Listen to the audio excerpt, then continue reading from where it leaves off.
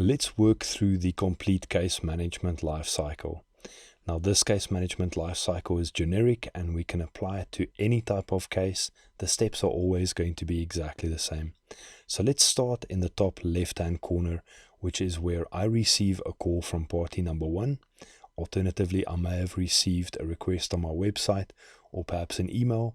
In any event, I'm going to make telephonic contact with party number one. Now, before we even on the call, I already know exactly what it is that I need. I'm going to keep the call rather brief, so these calls are usually between about 5 and 10 minutes. Now, the first thing that I want to know is, what exactly is the current status of this dispute? So let's say, for instance, we're working with a divorce. Are you guys still living together? Are there any kids involved? And have any summonses already been served? So now we're all on the same page and I know what I'm dealing with.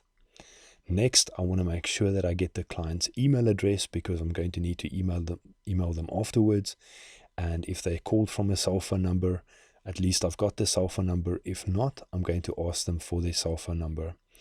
I want to start talking about cost immediately on the first call. I consider the client's time as precious, and I also consider my own time quite precious. So I want to make sure that I'm not wasting the client's time and that the client isn't wasting my own time. After the initial call, I'm going to send an email to party number one. And in this email, I'm going to include the client registration form, the divorce information brochure, and the quote, all of those documents that we dealt with previously. From there, if I receive a completed registration form from party number one, I know that they're serious and that they want to proceed. But if not, that's also okay. What I'm going to do is I'm going to do a follow-up call within 24 to 48 hours after the initial contact. And on this follow-up call, I'm going to ask them, are you ready to proceed? If they're not ready to proceed, I'm going to ask the client, do you want me to give you a call back in, say, a day, a week, a month, a year, whichever is fine for them? And of course, on my system, I'm going to log an entry and I'm going to make sure that I call the client at the exact time that we agreed on. If the client is ready to proceed, and if they've accepted the quote, I'm going to issue an invoice. Now, important to note here is that the invoices to parties number one and two are going to be exactly symmetrical. Once party number one pays the case registration fee, I now have the go-ahead to contact party number two telephonically. And what I'm going to discuss on this call is exactly the same as I discussed on the first call with party number one.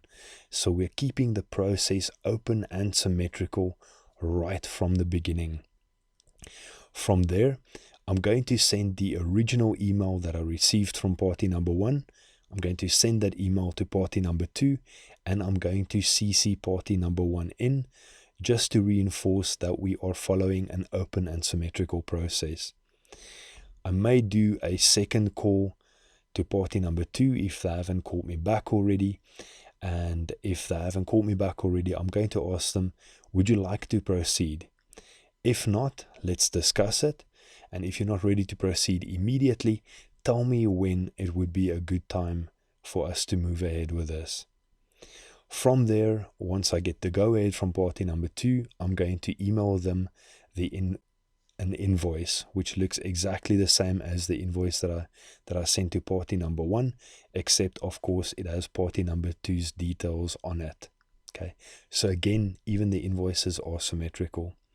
Once party number two pays their portion of the registration fee, I now have the go-ahead from both sides, and I'm going to issue a formal meeting invitation as we discussed previously.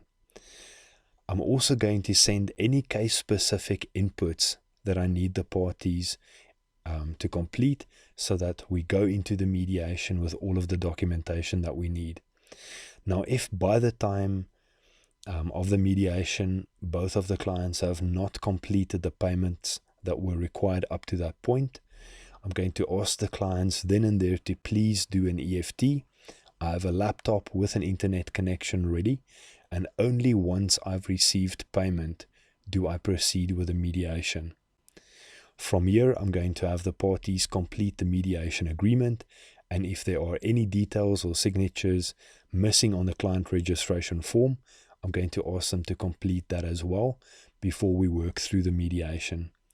Now, the little block that you see there for the mediation looks different because that block refers to a sub-process. So I'm going to make use of one of the models that we discussed in the Mediation Basics module. Once the mediation has been completed, I'm going to go home and I'm going to type out the draft agreement. From there, before I send out any agreement, I want to make sure that I've received my payment in full.